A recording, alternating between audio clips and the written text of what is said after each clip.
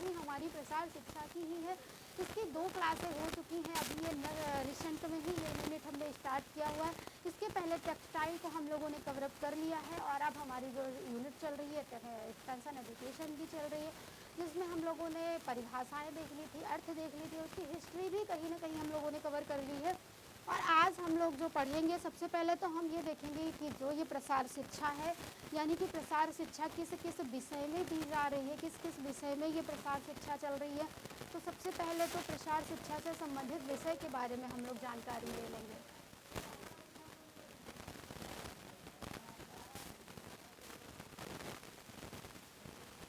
प्रसार शिक्षा से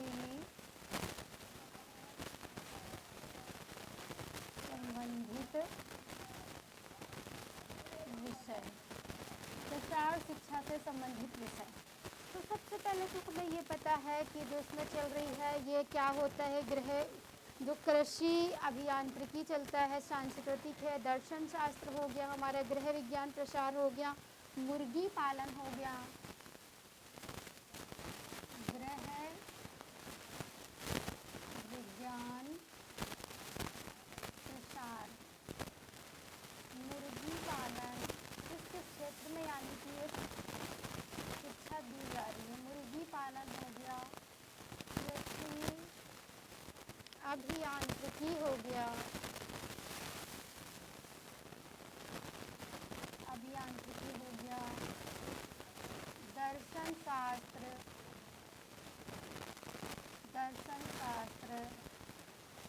पशुपालन, गृह विज्ञान प्रसार हो गया, मुर्गी पालन हो गया, कृषि अभियांत्रिकी हो गया, और क्या है हमारा दर्शन शास्त्र है, पशुपालन है, समाज शास्त्र है, पशु चिकित्सा है, ग्रामीण अर्थशास्त्र है, पशु चिकित्सा, मनोविज्ञान,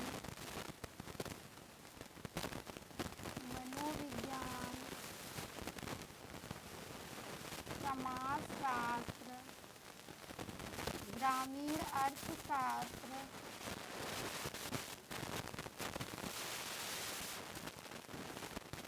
ग्रामीण अर्थशास्त्र हो गया, राजनीति विज्ञान हो गया, अर्थशास्त्र हो गया, डेयरी उत्पादन हो गया, अर्थशास्त्र, डेयरी उत्पादन यानी कि दुग्ध उत्पादन, डेयरी उत्पादन हो गया। इसमें हम लोगों ने क्या क्या देखा, मत्स्य पालन हो गया, और हमारा क्या है दर्शन शास्त्र तो हमने लिख दिया, कृषि विज्ञान प्रसार हो गया, कृषि विज्ञान प्रसार, और क्या हो गया मत्स्य पालन हो गया, यानी मत्स्य पालन हो गया, मत्स्य पालन। इन विषयों को क्या किया गया, तो इन विषयों को प्रसार शिक्षा में सम्मिलित किया गया, और इनसे संबंधित जो भी उपयोगी ज्ञान थी इनको बढ़ाने के लिए, इनको प्रोत्साहन करने के लिए जो भी तकनीक थे, जैसे कि अब कृषि अभियांत्रिकी में है तो कौन से यंत्र आए हैं नए, किनसे ज़्यादा सुविधाएं मिल रही हैं, कम समय में किनसे ज़्यादा बढ़िया मिट्टी तैयार हो रही, खेत तैयार हो रहा है, तो ये अभियांत्रिकी के बारे में प्रचार किया जा रहा था। मुर्गी पालन, तो कैसे मुर्गी पालन को बढ़ावा दिया जा सकता है, गृह विज्ञान प्रसार, तो गृह विज्ञान में भी कैसे प्रसार करके क्या क्या इसे बढ़ाया गया, दर्शन शास्त्र हो गया, पशुपालन, पशु चिकित्सा, मनोविज्ञान, समाजशास्त्र, ग्रामीण अर्थशास्त्र हो गया, डेयरी उत्पादन हो गया, कृषि विज्ञान प्रसार हो गया तथा मत्स्य पालन हो गया। इन विषयों को क्या किया गया, तो इन विषयों को प्रसार शिक्षा में सम्मिलित किया गया। अब हम बात करते हैं कि जो प्रसार शिक्षा के दर्शन कौन कौन से हैं। प्रसार शिक्षा के दर्शन, या हम प्रसार शिक्षा की विशेषताओं के बारे में देख लेते हैं। प्रसार शिक्षा की विशेषताएं, प्रसार शिक्षा की विशेषताएं, प्रसार शिक्षा की विशेषताएं, इसके बारे में हम लोग देखेंगे। तो सबसे पहले तो अभी हमने बताया था कि ये विद्यालयों या नियमित संस्थागत विद्यालयों कक्षाओं की सीमाओं से बाहर दी जाने वाली शिक्षा है। तो ये कैसी शिक्षा हो गई, ये अनौपचारिक शिक्षा हो गई। कैसी शिक्षा है, तो ये अनौपचारिक शिक्षा है,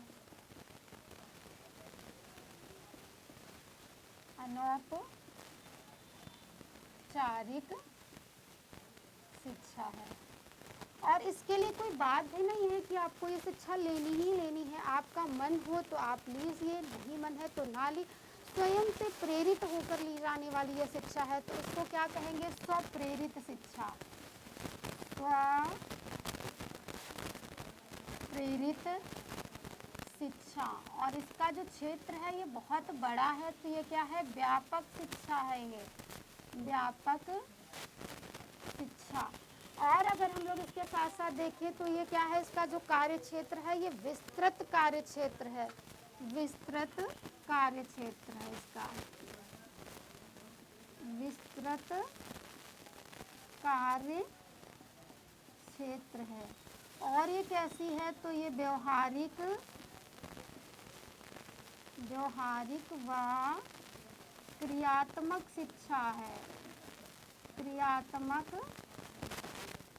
शिक्षा है। कैसी शिक्षा है? तो ये व्यवहारिक है, क्रियात्मक है, और ये सभी के लिए, सभी लोगों के लिए। इसमें ये नहीं कि आप बड़े हो गए हैं तो नहीं है, वृद्ध है तो आपके लिए ये नहीं है। तो ये क्या है? सभी लोगों के लिए शिक्षा है। ये सभी लोगों के लिए शिक्षा। इसमें सभी सीख सकते हैं, सभी शिक्षा ले सकते हैं। ये सभी लोगों के लिए शिक्षा, के लिए शिक्षा। और इसमें क्या है? तो इसमें स्थानीय नेतृत्व होता है। जो नेता होता है वो स्थान का ही होता है, उसी आसपास एरिया का ही होता है। स्थानीय नेतृत्व इसमें होता है। अनौपचारिक शिक्षा है, सतत शिक्षा है, गैर संस्थागत शिक्षा है। कैसी शिक्षा है? तो ये सतत शिक्षा है। और कैसी है? तो गैर संस्थागत है। जब संस्थागत नहीं है तो ये गैर संस्थागत हो गई। गैर संस्थागत शिक्षा है ये, गैर संस्थागत शिक्षा। और अगर हम लोग देखें तो क्या है? सहयोग की भावना पर आधारित शिक्षा है, या परिवार केंद्रित शिक्षा है। ये सहयोग की भावना पर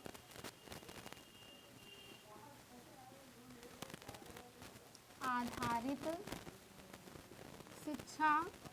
और इसका केंद्र क्या होता है? तो परिवार होता है, यानी परिवार की आवश्यकताओं को देखता है।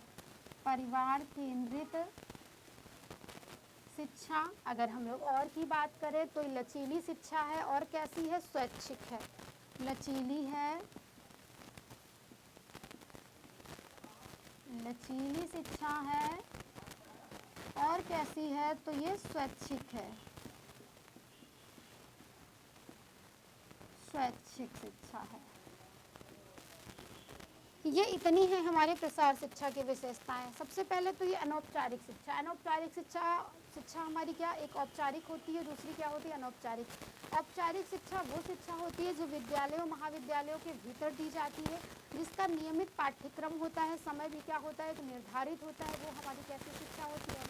औपचारिक होती है। जैसे कि अगर आप ग्रेजुएशन कर रहे हैं तो ग्रेजुएशन के लिए आपका निर्धारित है ना कि 3 साल का आपको ग्रेजुएशन करना है, या आप जो न्यू NEP आई उसमें 4 साल के ग्रेजुएशन की वो हो गया है, लेकिन समय निर्धारित है उसका ना।